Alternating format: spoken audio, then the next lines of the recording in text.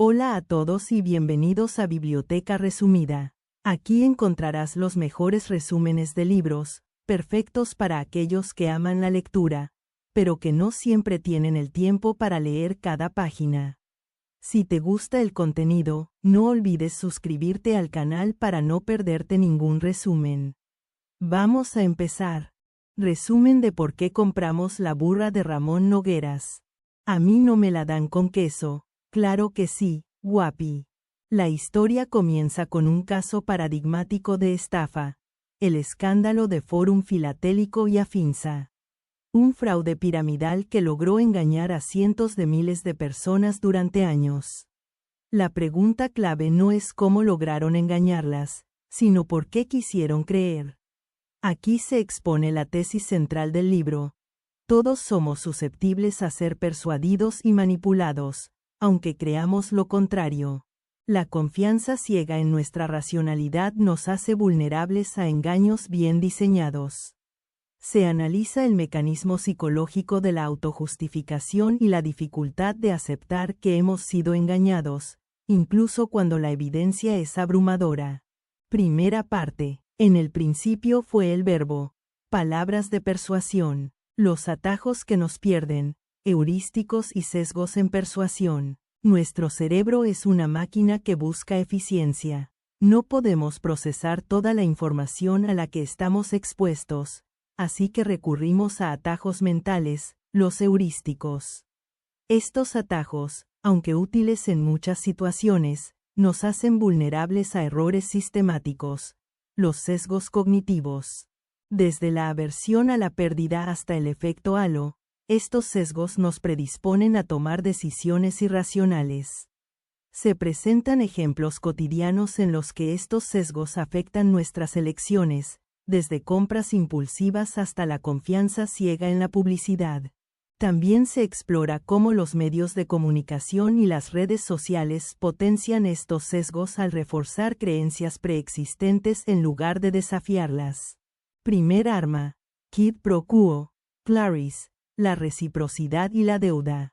La reciprocidad es un principio fundamental en las relaciones humanas. Cuando alguien nos hace un favor, sentimos la necesidad de devolverlo. Este mecanismo evolutivo, diseñado para fomentar la cooperación, puede ser explotado para manipularnos. Se describen experimentos que demuestran cómo un gesto aparentemente inocente puede predisponernos a aceptar demandas más grandes.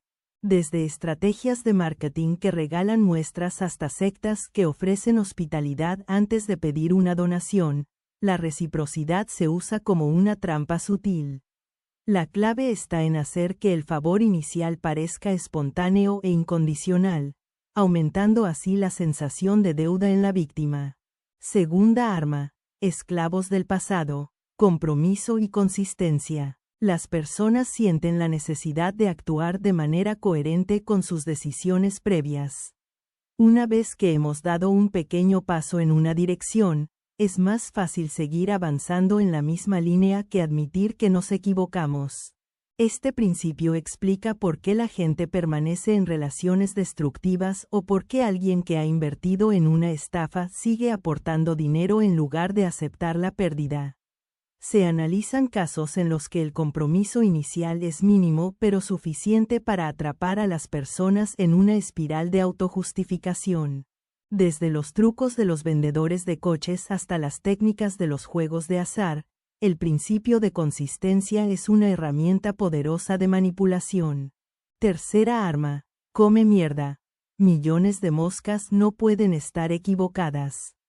Prueba social y presión de la masa. Nos gusta pensar que tomamos decisiones de forma independiente, pero la realidad es que el comportamiento de los demás influye enormemente en lo que hacemos. La prueba social es el mecanismo por el cual asumimos que, si muchas personas hacen algo, debe ser correcto.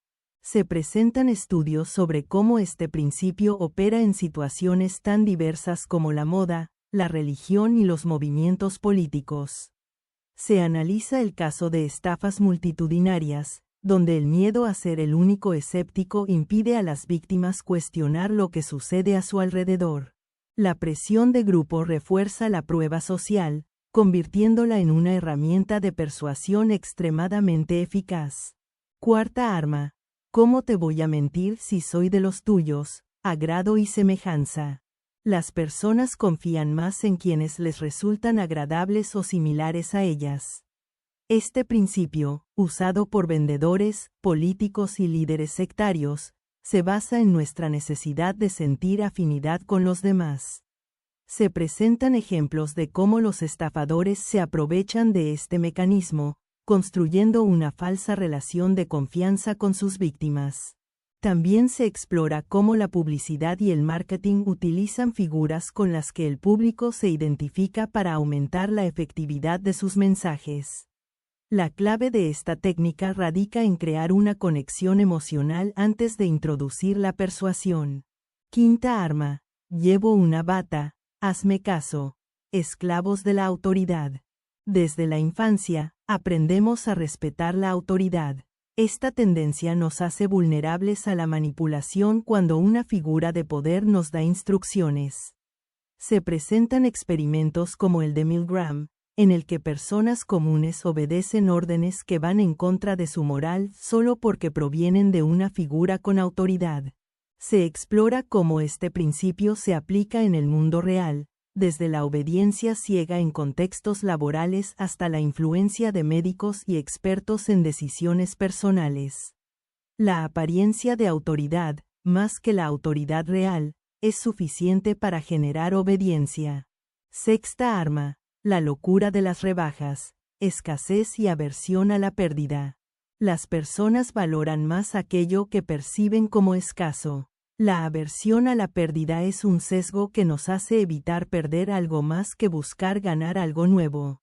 Se explora cómo este principio es usado por las marcas para crear urgencia en los consumidores, desde las ofertas por tiempo limitado hasta la creación artificial de exclusividad. También se analizan casos históricos en los que la percepción de escasez ha llevado a comportamientos irracionales, desde burbujas financieras hasta compras de pánico. Segunda parte. Cómo derribar las barreras y persuadir al otro. Las barreras a tumbar. Antes de poder persuadir a alguien, es fundamental entender por qué podría resistirse al mensaje. Las creencias preexistentes, la desconfianza y el miedo al cambio son obstáculos comunes.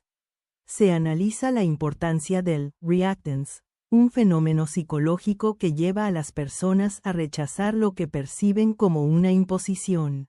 Para superar estas barreras, es necesario construir una narrativa que haga sentir al receptor que la decisión de aceptar el mensaje es suya.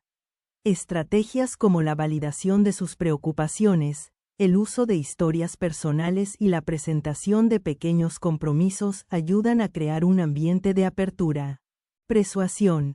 Lo que persuade antes de hablar. El poder de la persuasión no reside solo en las palabras, sino en lo que ocurre antes de que se pronuncien.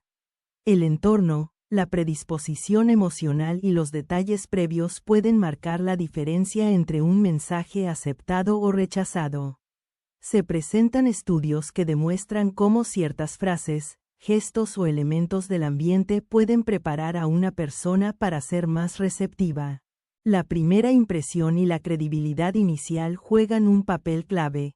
Un presentador bien vestido, un entorno que inspire confianza o el uso de elementos familiares pueden hacer que el mensaje se perciba como más fiable.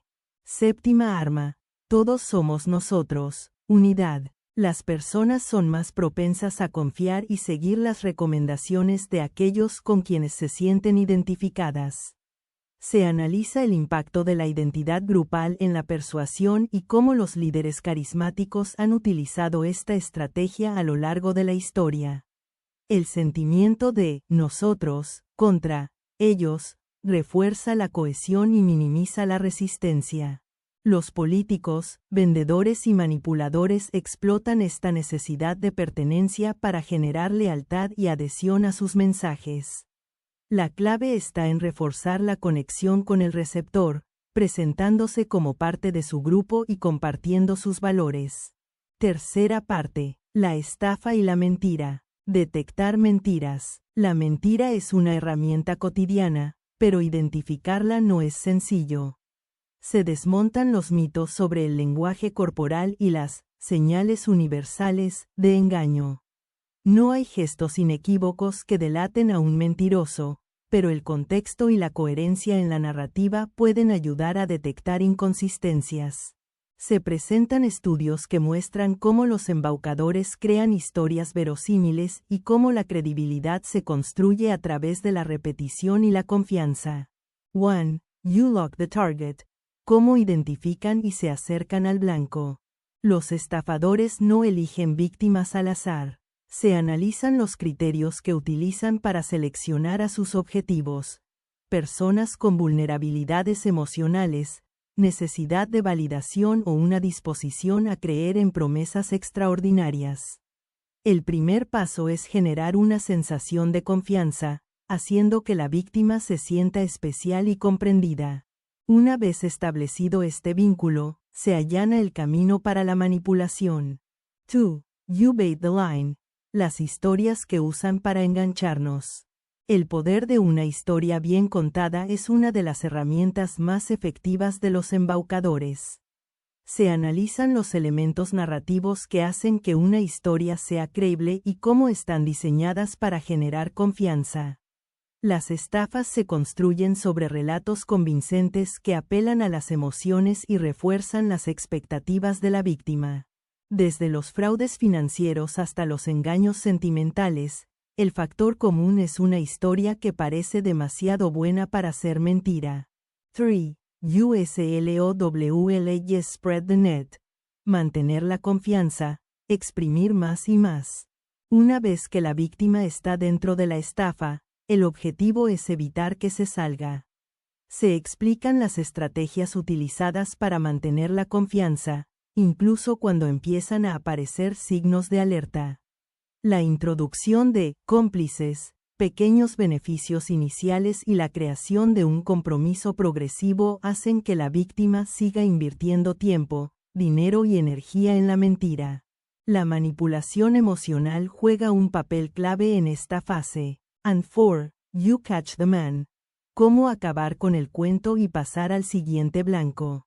Cuando una estafa llega a su fin, el embaucador debe retirarse antes de ser descubierto.